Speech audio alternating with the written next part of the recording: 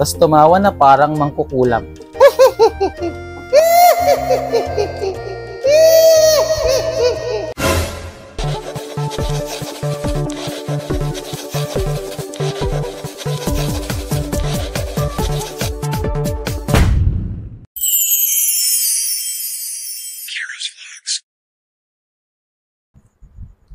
Hello guys, and welcome back to our channel, Kiros Vlogs.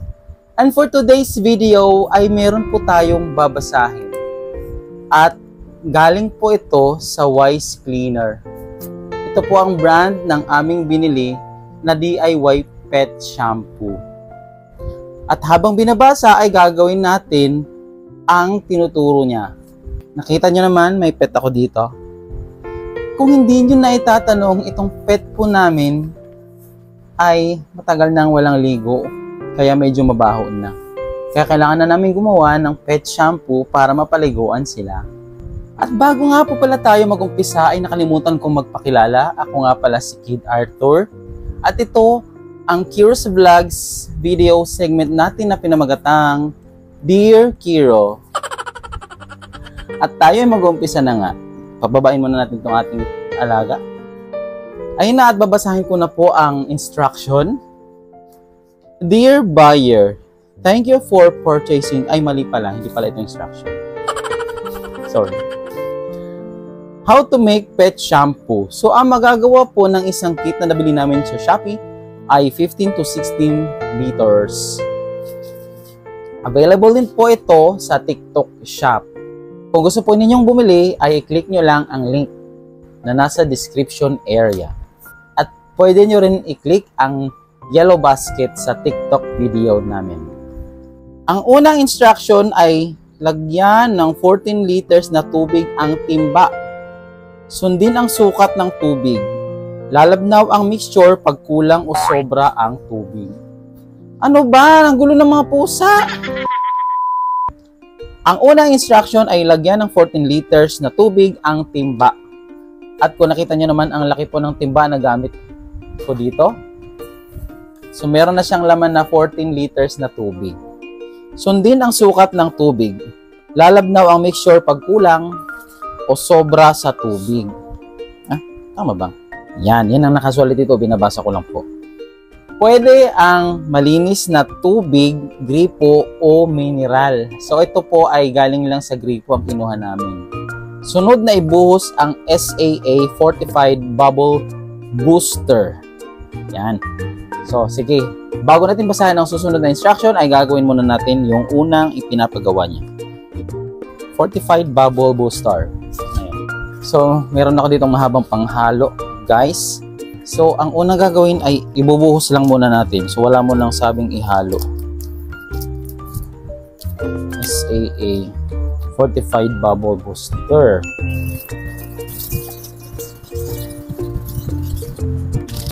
Okay, naubos lang laman ng SAA Fortified Bubble Booster. Ang susunod na instruction ay sabi niya, isunod, ibuhos ang surfactant. Gupitin ng maliit sa dulo at ibuhos paikot sa tubig. So, dapat maliit lang daw ang butas. Yan. So, maliit lang. Oh my gosh. Nalaglag ng gunting. Teka lang. 1, 2, 3. Ganun siya, no? So, ibuhos daw paikot sa balde. Actually, drum ang gamit namin. Hindi balde. Ang laki. Ikot. Oh my gosh.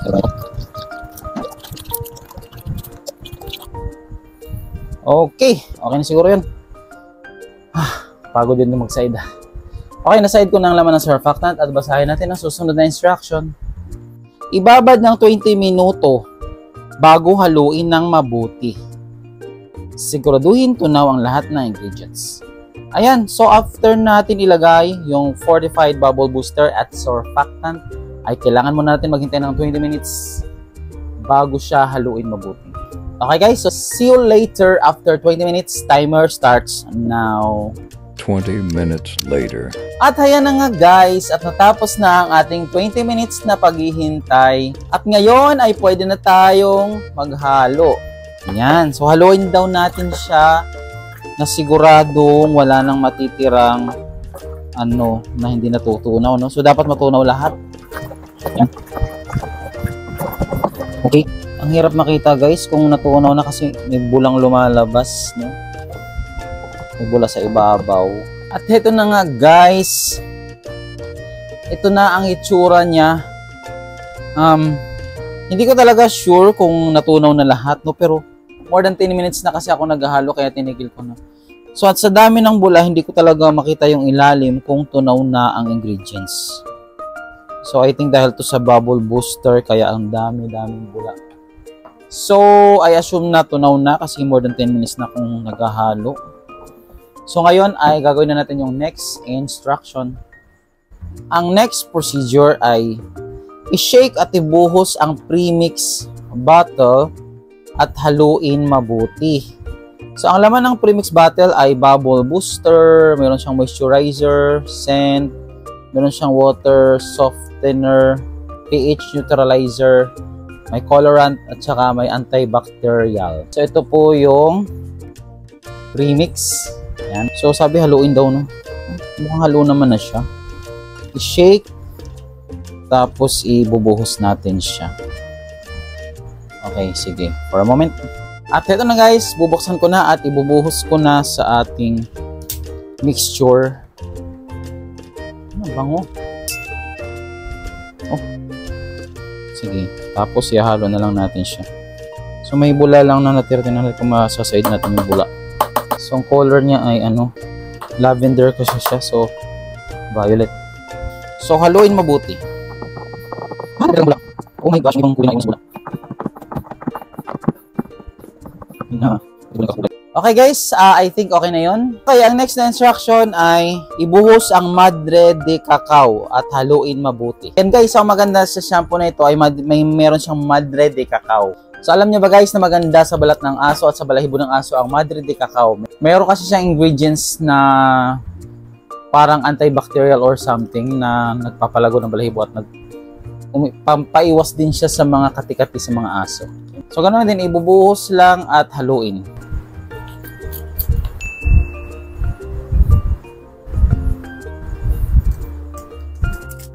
So talagang sobrang bula niya guys, kaya wala talaga ako makita sa ilalim. So mekos na yan insan, mekos tornado. So mekos natin siya hanggang malutin madika. Pagod na ako. Oh my god. Guys, magagawa kayo nito sa bahay, kailangan may katulong kayo, nakakapagod pala maghalo. Lalo na pag-isa lang kamay. Oh my god. Pagod na ako. Teka lang guys. Okay guys, so eto na siya. Tinigil ko na. Kasi maliban sa napapagod na ako, dumadami ang bula habang dumadami ang paghahalo ko. Ayan, so punta na tayo sa next procedure. Actually, ang next procedure natin is ito na yung last na ingredients na ihahalo natin. At ito na ang next instruction.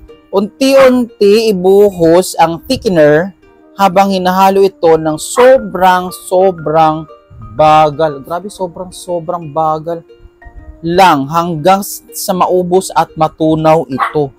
So hindi siya pwedeng bilisan. Pag siguradong tunaw na, takpan at ipahinga ng 24 hours ang mixture. Yun na yung huling instruction after natin mabuhos yung thickener. Oh my G. So okay guys, sobrang bagal lang daw. Ayan na guys, so ito na yung ating thickener. Pupuntingin na natin siya. Okay. Ito yung thickener. Yan. So guys, ang instruction kasi niya, habang binubuhos ay sobrang dahan-dahang ihahalo. Okay? So ngayon, ika-cut off ko muna itong video sa kamay ko at ibubuhos ko siya habang hinahalo ng dahan. Oh my G. Paano yan? Ang daming bula. Pumapatong sa bula yung mga powder, guys. Gano'n kabagal yung sobrang bagal, gano'n. Okay. Kailangan siguro umiti habang naghahalo. Tapos tumawa na parang mangkukulam.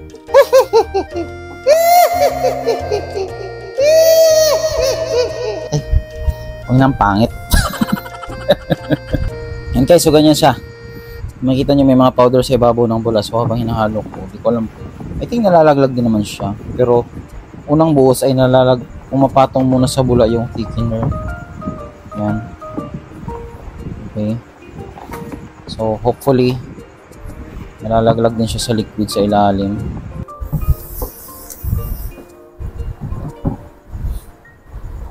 Okay guys, cut ko muna itong video and see you later. At ayan na nga guys, so tapos na tayong maghalo nung natitirang ingredients, yung pinakahuling ingredients. At yun yung thickener. Yan. So, napansin natin, ito na ang itsura niya. So, napansin natin na bumagsak yung kanyang bula, no? Bumula, kasi kanina talagang sobrang dami ng bula na nasa ibabaw. So, after natin ilagay yung thickener, ay unti-unting bumagsak yung bula. So, konti na lang ang natitirang bula na nakikita natin sa ibabaw. Ayan. So, ang next instruction ay takpan at ipahinga ng 24 hours ang mixture. So, hayaan lang natin siya sa loob ng 24 oras. Tatakpan natin siya ngayon and babalikan natin siya bukas after 24 hours. Okay, see you. 24 hours later. Plus 16 hours. At ayan na nga guys, natapos na ang ating 24 hours na paghihintay. Actually, hindi lang ito 24 hours, pero minimum lang naman po yung 24 hours. So ngayon, ipapakita ko muna sa inyo bago natin i-repack, no, kung ano yung itsura ng ating product. So ayan na siya. Yan. So nakikita nyo guys, makintab na siya. Wala na siyang bula sa ibabaw, no. Yan. So ganyan lang ang liquid after the 24 hours minimum rest period. So at this point, ay pwede natin siyang i-repack sa mga bote na pwede natin ibenta at pwede rin namang for personal use ng mga alaga natin. So ipapakita ko sa inyo yung mga items na meron ako ngayon. So meron akong 1 liter na pump bottle at meron din tayong 500 ml na pump bottle. So lalagyan natin pareho. And then of course, bumili na rin kasama sa in-order ko sa Shopee, kasabay kong in-order yung sticker naman. Yan. Yung same seller ay siya rin ang nagtitinda ng sticker and pet shampoo ang pangalan. So nakalagay dito. And of course, kung ano yung scent na in-order natin ay meron din silang nakalagay no, kung anong scent. Lavender, in this case, sa in-order namin lavender. So ngayon, so siyempre, para hindi mabasa yung sticker, pag dinikit na kasi natin yung sticker sa bote bago tayo mag-repack, baka mabasa nung liquid ng shampoo, so baka masira yung sticker. So unahin muna natin i-refill sa loob ng pump bottle yung liquid na pet shampoo bago natin nilagyan ng sticker. So may imbudo din tayo dito, importante guys, para hindi makalat yung ating pagre-refill. So unahin ko muna dito yung 1 liter natin. Tapos meron din ako dito ang 500 ml na measuring cup or measuring bottle. And of course, gagamit tayo ng plastic gloves para hindi makalat. Siguro kahit isang kamay lang lagyan natin. Yan, para hindi, although shampoo lang naman to, so hindi naman to toxic sa kamay, pero para lang hindi masyadong makalat mo sa kamay. Kasi baka lubog ko yung kamay ko dito sa ating shampoo. Okay guys, so ngayon mag-umpisa na ako mag-repack. So sa 1 liter, dalawang 500 ml ang ilalagay natin.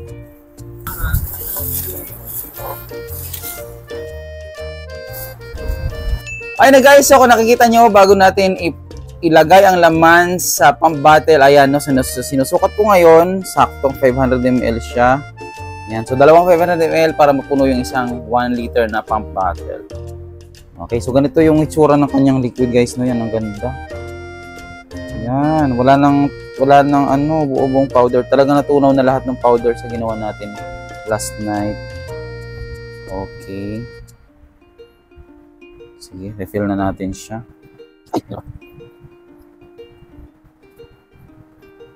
Okay, so that is 500 ml. So, ulit tayo ng 500 ml.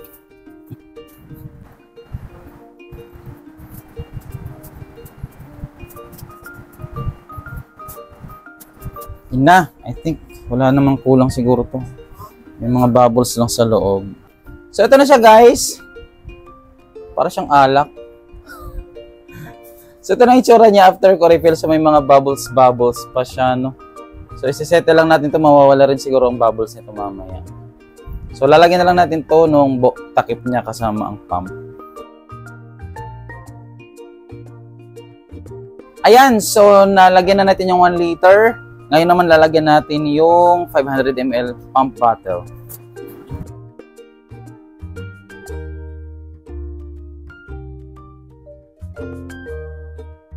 Yan, so I think ito yung saktong 500 ml. Ayun na guys, so maayos ang pagkakalagay natin sa bote kasi walang tumapon sa labas ng bote, no? So malinis siya. So ngayon, pwede na natin siya lagyan ng sticker. Yan. Yan. So samahan niyo ako sa paglalagay ng sticker at tingnan natin kung gaano siya kaganda tingnan. At pwede na siyang ibenta.